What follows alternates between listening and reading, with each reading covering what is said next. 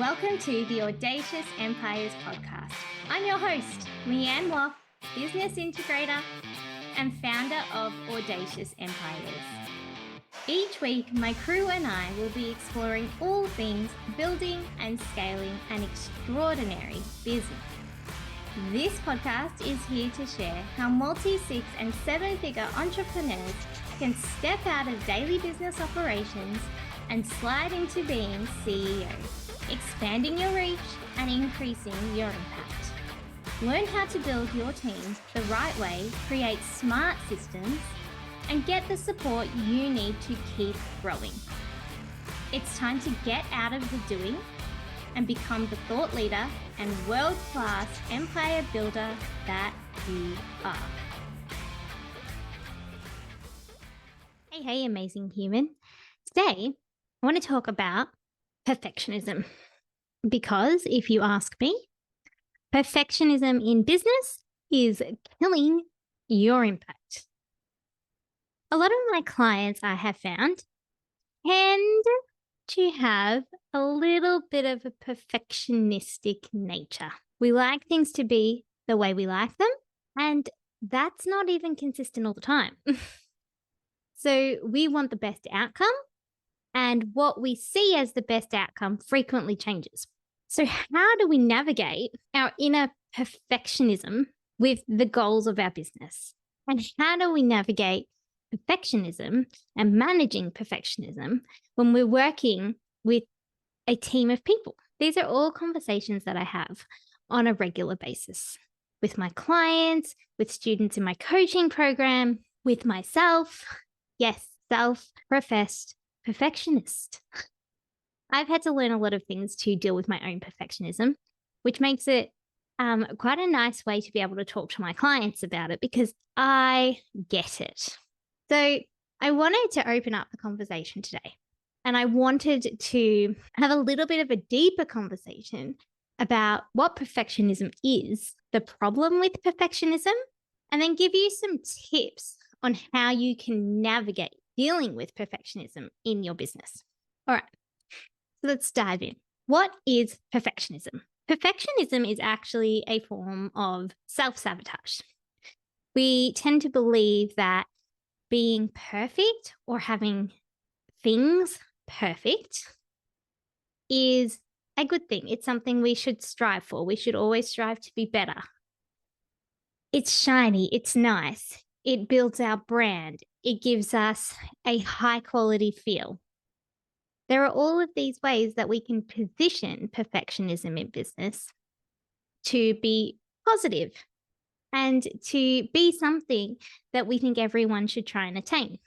But in reality, no one is perfect and nothing can ever be done perfectly. It's false. When we fall into perfectionism, all we're doing is sabotaging our own pathway. I want to share a quote with you from one of my favorite people. Her name is Dr. Rebecca Ray, and this is how she frames perfectionism. Perfection is a time waster. It paralyzes you through procrastination, self-criticism, and fear of failure. Think about all that perfection has robbed you of: time, money, self-esteem. Now, Dr. Rebecca Ray is a client of mine, and she's a clinical psychologist. So she doesn't say these things with zero experience. And it really opened my eyes to a lot of the reasons why we might aim for perfection and what happens when that goes a little bit too far. What happens when that goes out of balance? And it means that we start to look deeper and we start to look for the tangible outcomes in our work and life that perfectionism is creating. And if I'm honest with you, usually they're not positive. Perfectionism is not a positive driving force. It's actually quite negative. So then we start to look at the problem with perfectionism. And I have 6 things that I believe are the most problematic in a business setting. And I'm going to share those with you. But before I do, another quote from Rebecca Ray. So what perfection really gives you is this: anxiety and stress, overwhelm from setting goals that are overwhelming feelings of being stuck, feelings of unworthiness and not being good enough, even more self-criticism and excessive focus on the completed product rather than the process. The frustration that you have very little to show for all of your efforts. Those are the things that perfectionism actually gives you. And they're not nice and shiny. They're not feel good, but they are reality. And while I go through this episode with you, I do want you to think about some of the times where you know your perfectionism is driving you. And I want you to think about what the outcomes have been and where when something is finished and you've come to the conclusion, what you look back and you are proud of. Because more often than not, you're not proud of the perfectionism that went with it. You're proud of the result, the impact that you are having, not the way you got there. Okay, so these are the things that I believe are the big problems with perfectionism in business. The first thing is what it does with your focus. So being perfectionistic or focusing on doing something perfectly, it takes your focus away from what the goal is. What are you trying to achieve? Why are you doing the task that you're doing? Instead of you looking at the big macro picture of where we're going and what we're trying to achieve, you start to flip into a micro view. You're looking at each small piece and how you can do that better, how that needs to be changed. You want each bit to be perfect. You want this task to be done in a certain way and look a certain way. But more often than not, you don't think further than that. You're not questioning why you want it to be exactly this way. And you're not going back to what that goal is. Your focus is simply on doing this task and doing it to that standard or that way, not achieving your goal. And so the reason we have goals is to get to the things that are the most important. We set them and it is our way of saying, this is where I want to go. This is what I want to achieve. This is what success looks like. This is what feels good. That's why we aim for our goals. It is all the things that are good and positive that we can strive for. Perfectionism pulls it way, way back down to a micro level where it doesn't matter how perfect we get it, it does not mean it's contributing to that goal anymore. So one of the problems with aiming for perfection is the shift from your visionary macro focus to this micro focus that is likely not going to benefit you. The second problem with perfectionism is it shifts your focus from the positive things to the negative things. When we're looking at perfectionism and we're looking at different things and how they can be done better, or we look at everything with a view of how does this match up to what the gold standard is? How does this match up to how I would do it? What we do generally is find holes. Do the holes matter? No, but we look for them and we find them and then we hone in on them. And then we start into this spiral of this is done wrong and this is done wrong and this could be better and that could be better. And we can't pull ourselves out of it. It's this negative tornado with the guise of, no, we're just aiming to be better. No, we just want it to be perfect. But again, when we're looking at all these little bits, we're not measuring back to, are we actually achieving what we wanted to achieve? Because my thought is that when you get up every morning, your desire isn't perfection. Your desire is something deeper. It's something greater. It's something bigger that drives you. It's the impact that you want to make. And then that gets waylaid and we start to focus on all these little things and we tweak and we tweak again and we tweak again. And we look for more improvement and more improvement. And it takes us away from the very thing we started out to do. Plus, it leaves us with this negative, harpy mentality. It doesn't feel nice. And more often than not, we don't become nice. We're focusing in on the yuck instead of the good. Now, I'm giving you very big parameters here, and I'm making very decisive statements. So please understand that I know that this isn't always the case, and I know that everything is within reason. I'm a big fan of improvement and efficiency and creating systems and doing things in a way that gives you more leverage. I love all of that stuff. But when I talk to you about perfectionism, I'm talking to you about the kind that actually hinders your impact and the kind that shows up every single day. That's what we're talking about here. The third problem with aiming for perfection in business is that it delays positive reinforcement. So we were just talking about our focusing in on the negative things. When we are in a spiral of perfectionism, we cause a delay to getting positive feedback. And you know what that does? It keeps us in our negative spiral. It also doesn't give us a sense of reality.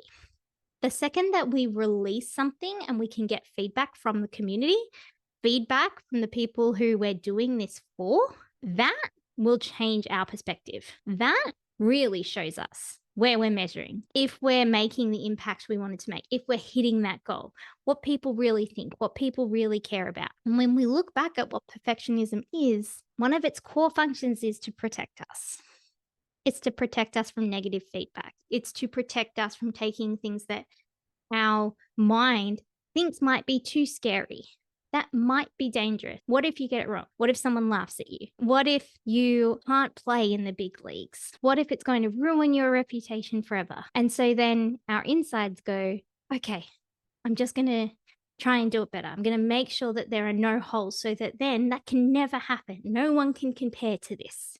It will be the gold standard. But that clearly is taking us longer to get things out. And then we don't get the ability to balance those thoughts. Because here's what I know. More often than not, when we release the imperfect thing out into the world and we release it to the right people, the people it matters to, they don't care what it looks like. And you get this response of awe and gratefulness. And then you get to step back and go, wow, this is doing what it needs to do. Like this is the impact it really has, even if it's not perfect. And then it's telling your mind in the future when you try and do something and it tries to stop you with perfectionism, you're telling your brain, no, this turned out okay last time. It actually doesn't have to be like that. We're safe here. And you're rewriting things and you're bringing in more positive experiences instead of staying in that negative spiral. The fourth problem with perfectionism is that it feeds into this culture of being busy and not being productive. Now, if you want to explore this idea more, Alana Robinson from Founder is incredible. And she talks about this so beautifully in a way that resonates so well. So I highly recommend you go and look her up. But it feeds into this. We're doing a lot of things. We're running to the ground. We're busy. There's always things to do. But are we being productive? The answer is no. If you're stuck in a perfectionism spiral, you're doing things not for the outcome. You're doing them for the way they look or the way they feel right now, or for the things that possibly don't even matter. You're just stuck in that perfectionism spiral. And so then our to-do lists get longer and longer. And on paper, it looks like we're doing work. It looks like it's important. And then we can't actually see the light at the end of the tunnel because it's all valid. The second that we pull out the bits that we're doing just because we want it to be perfect, that list gets smaller. There's air that's created. And we start working with drive for the purpose that we want to achieve, for the impact we want to have. And we put an end to this culture of just being busy without questioning our busyness. And we put the focus back on being productive and truly productive. The fifth problem is it shifts the impact from being focused on somebody else to being focused on you. If you are purpose-driven, if you're an entrepreneur who runs their business with an impact they want to make on the planet, on the world, on the people around them, on a handful of people, if you are impact-orientated, if that's why you're doing what you're doing, Perfectionism does the opposite. It shifts the focus from being about everyone else to being about you. And that is never what you intended. Because, like I was saying earlier, everybody else doesn't care how you get them the outcome. They care that you share the solution. That impact you're going to make on the world isn't going to be based on how perfect you get every piece of this puzzle. And the more that we focus on everything being perfect, we make it harder for ourselves to go back to what our big impact is, to refocus and remember what is important. Because perfectionism is comfortable for us. It's keeping us safe. And I know for myself, I find it easier to stretch out of my comfort zone if I'm doing it for another person. If it's something I feel is for me, I don't really prioritize it. But for somebody else, I will do it. I will be brave. I will be bold. And I can see the impact it's going to have.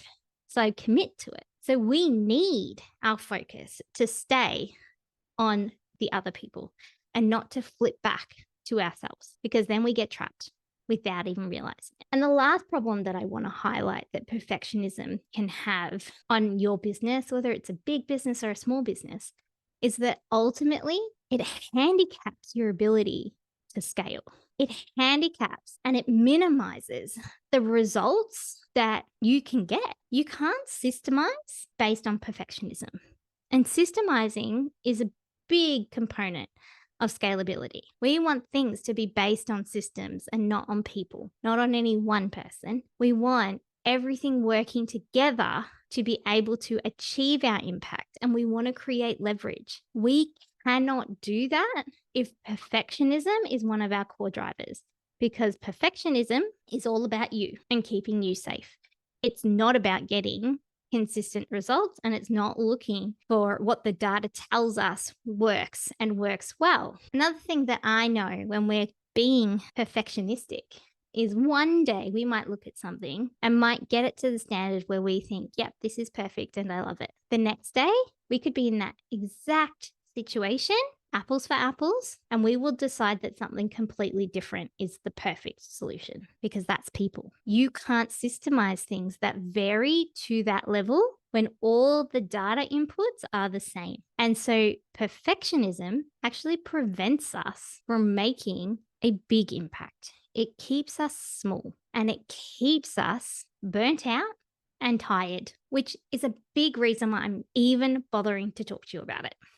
This is not an easy conversation to have. It's not an easy conversation to have with yourself, to be able to have with my clients, but I'm doing it because I know the impact it will have if we can change our mindsets around perfectionism. And if we can see and identify when perfectionism is at play in our businesses, we're going to get that impact that we want, and it's going to be exponential because we can scale. All right. So now I'm hoping that you well and truly are on board with why perfectionism might be an issue, which then gives you enough feedback to start to think, okay, if this is an issue, what can I do about it? How do I navigate perfectionism in my business? Now, for our 6 problems, I'm also going to give you 6 tips. I could give you more, but I appreciate your time. I value your time.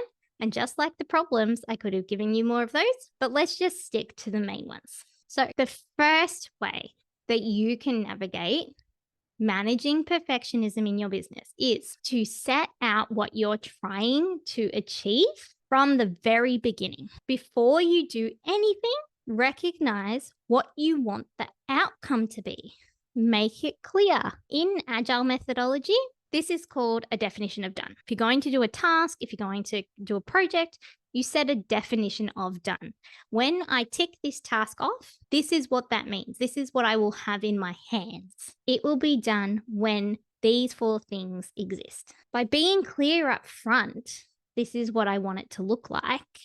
I know exactly what I'm striving towards. I know when I cross the finish line. And what that means is perfectionism can't blind me or make me veer off course. I'm going to know the second that it happens, because my time and energy will start getting spent on things that don't lead and don't contribute to that definition of done. So it helps us stay in our lane, and it gives us a way to measure back and make sure that we're only doing the things that matter and we're not getting sidetracked by things that don't matter. Number 2, put in place time estimates to complete the work that you need to do.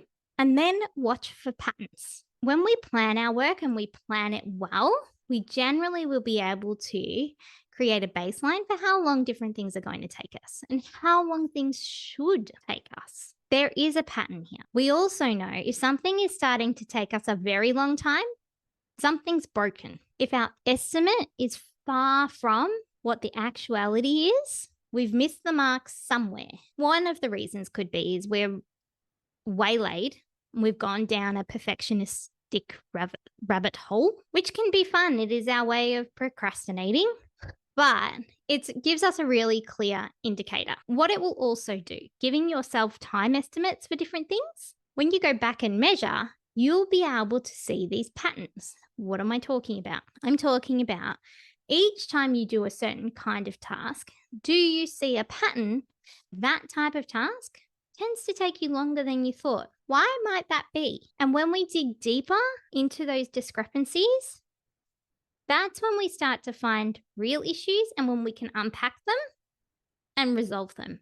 And when we resolve issues at that level, our business becomes far more productive. It's well under the surface. And so if you're noticing, every time I have to come up with podcast topic ideas, it takes me 4 times as long. Why is that? And when I step back and I think about it, maybe you realize that you have all of these ideas and the ideas come quickly, but you discount most of them because you're worried you're not quite hitting the mark, or you're worried that you've already sort of covered that topic. Maybe people don't want to hear about it again. And then if you present it in a different manner, maybe people will get bored.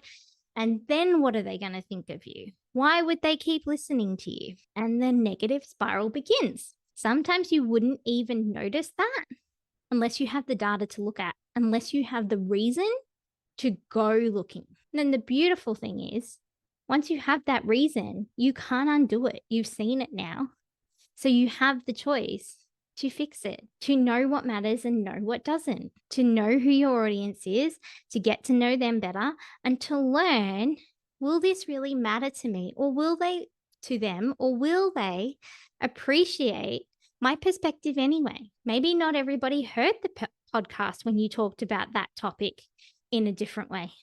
And maybe people need it right now in the way you're thinking about it, because even though you've thought about it once before, you're thinking about it again. So maybe other people will be thinking about it more too, and we get to flip it. And then next time we start to create podcast ideas and we challenge this thought, we'll get faster at it because we will be able to combat all of those questions that we have within ourselves easier. And we'll get faster at that and faster at that. And then our ideas will be a lot easier to come to, and we're more productive. The third tip I have for you about navigating perfectionism in your business is to be honest. Be honest with yourself and with your team. Are you being perfectionistic? Are your team members being perfectionistic? Is this something that we should talk about? Is this something that I need to recognize and work on with myself? Are there things I can put in place to help me deal with that as I'm going through each day? Because I know that this is a problem for me. Everybody has problems. The more things that you can do for yourself to help you get out of those problems, to make it easier to deal with them, the better result you're going to get. So be honest with you. Be honest with your team. What are some of the thoughts you might find that pop into your brain when you are being perfectionistic? When you know you're caring about things that maybe you shouldn't care about this much. What are some of those thoughts? Think about it now, because then when you have them, it'll be like an alarm that goes off. that tells you, oh, maybe I should change the way I'm thinking about this. Is that thought genuine? Is that thought helping me? Is it serving me? Is it something that maybe I should put in a box for now? Think about them now so that you know when you might need to pause and reevaluate what you're doing and why you're doing it, and go back to focusing on your big goal, on the impact you want to have.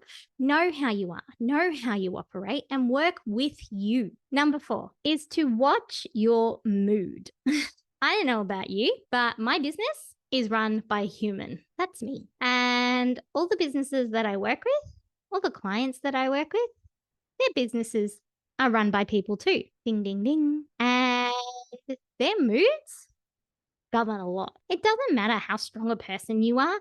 It doesn't matter how emotionally intelligent you are. Mood is a big thing. How I feel and what's happening for me today is a big thing, and it impacts our businesses.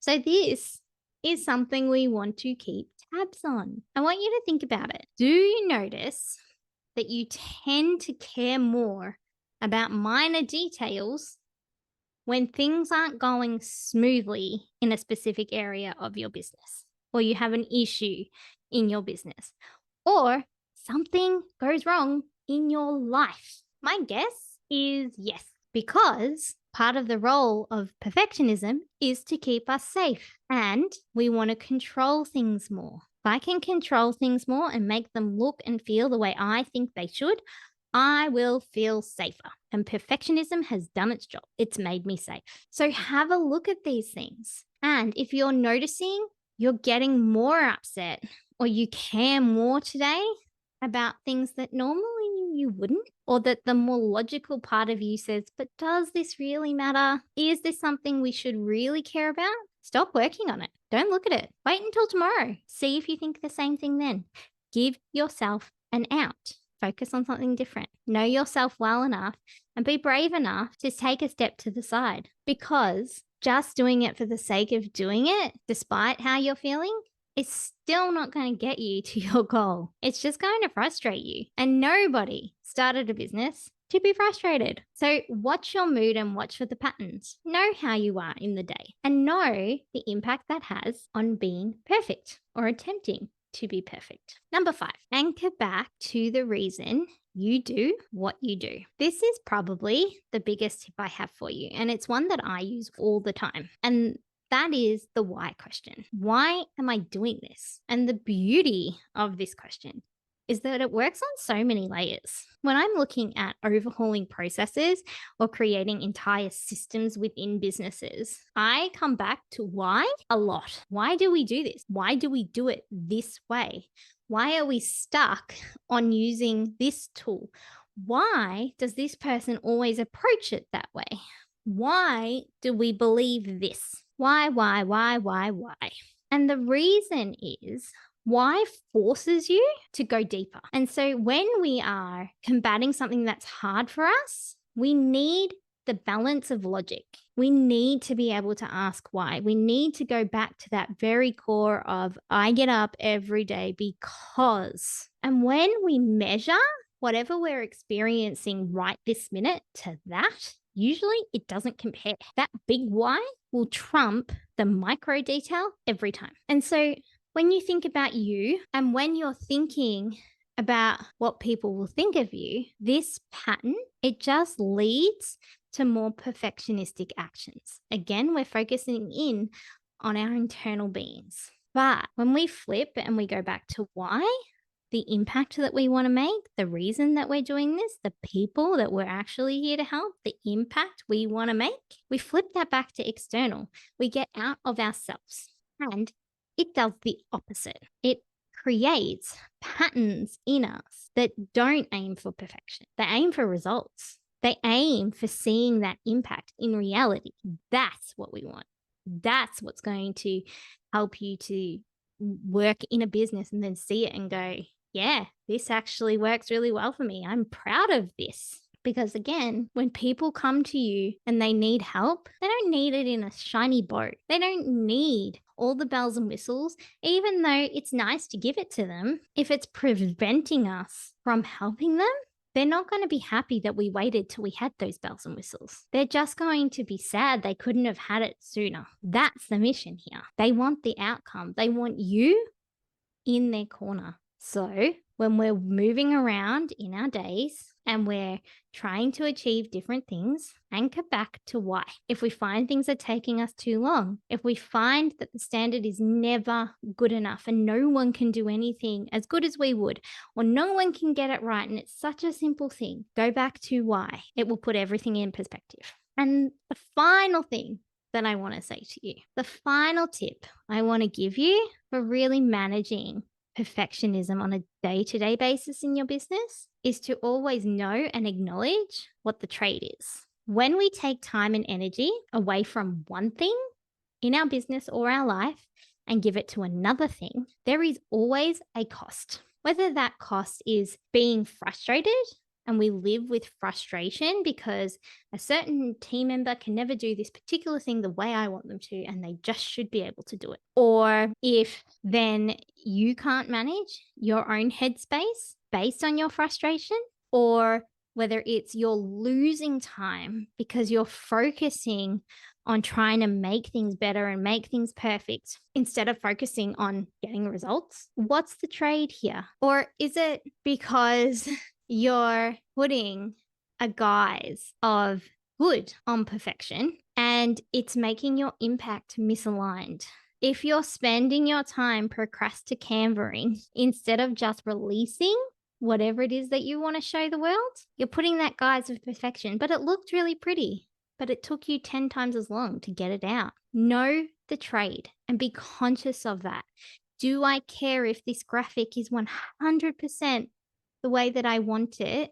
If it means I could have made 10 more sales in a week, if it means I could have helped 50 more people, if it means I could have won 4 more clients, whatever it is that you're trying to aim for, look at what your perfectionism is really giving you and what it's taking away. Look at the trade and acknowledge it. And if you're happy with that trade, sometimes it is important that Canva graphic is better. Sometimes that is worth the 4 clients. It's worth the 10 sales, depending on what it is. And that's okay. But it needs to be your choice, and it needs to be a conscious choice, because we want to be able to create the impact we started doing this thing for. So I hope that has given you some really great insight into perfectionism and how you can navigate, manage, and support your business growth if you have a tendency to try and get things perfect.